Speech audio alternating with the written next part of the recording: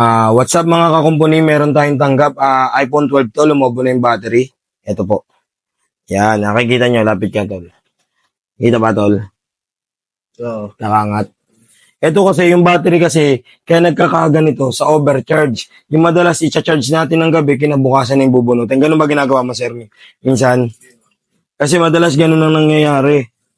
O kaya pagka yung ginagamit na naka-charge. Ayun. Ganun ang nangyayari sa mga battery. Kaya mas maganda, mabilis naman mag-charge ang iPhone, sir. Pati yung, di ba?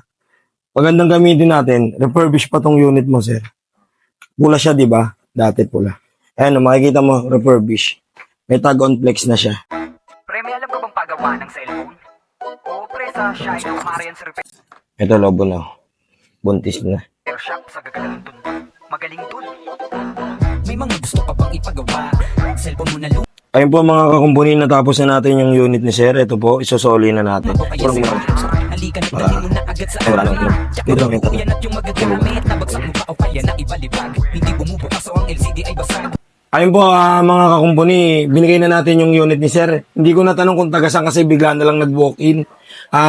Sa mga customer ko dyan na gusto magpagawa, o kaya magpadala ng cellphone via LBC or Lalamove, PM nyo lang po ako sa Ian Andrew de la Cruz. Yung may blue check po lagi kayong magpi-PM sa may blue check.